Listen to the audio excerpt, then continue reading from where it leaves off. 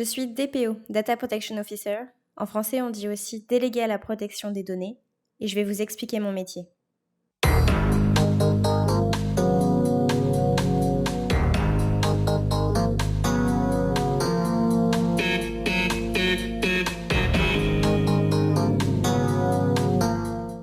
Bon, j'avoue, en réalité, c'est pas comme dans un film.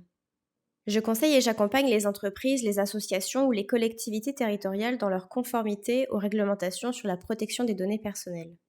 Ça concerne évidemment le RGPD, mais aussi le droit du travail, car tous les salariés ont des droits, ou encore le droit de la consommation, par exemple lorsque vous achetez un article et qu'on vous demande des informations personnelles. Parmi mes missions, je vais donc pouvoir informer et conseiller l'organisme qui m'a désigné sur ces différentes obligations légales.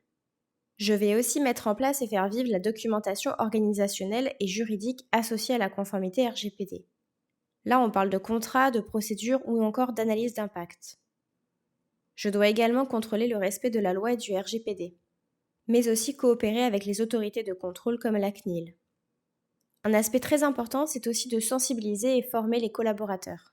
Enfin, je dois participer aux spécifications des produits et services pour cibler une conception Privacy by Design, c'est-à-dire qui respecte le RGPD dès la conception du projet. Finalement, le DPO est le pilote situé au cœur de la conformité au RGPD.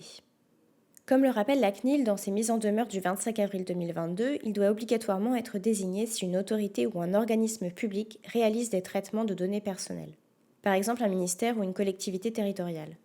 Il doit également être désigné si les activités de base exigent un suivi régulier et systématique à grande échelle, par exemple une compagnie d'assurance ou une banque qui aurait des fichiers clients. Un DPO doit être également désigné si les activités de base amènent à une collecte massive de données sensibles ou de condamnations pénales et d'infractions, par exemple des données de santé ou un casier judiciaire. Dans les autres cas, la désignation d'un DPO est encouragée par la CNIL. N'oublions pas que l'absence de désignation d'un DPO, alors que c'était obligatoire, peut mener à une sanction administrative pouvant aller jusqu'à 10 millions d'euros ou 2% du chiffre d'affaires annuel pour une entreprise, le montant le plus élevé entre les deux étant retenu. Finalement, qui peut être DPO ? On ne peut pas désigner n'importe qui comme DPO. Il doit avoir une expertise juridique et technique en matière de protection des données personnelles, mais aussi une bonne connaissance du secteur d'activité de l'organisation interne pour savoir quelles données sont traitées. Le DPO doit disposer de temps et de moyens matériels et humains pour exercer ses missions, notamment être associé en amont aux projets impliquant des données personnelles. Le DPO doit pouvoir agir en toute indépendance. S'il exerce une autre fonction, il ne doit pas être en situation de conflit d'intérêts.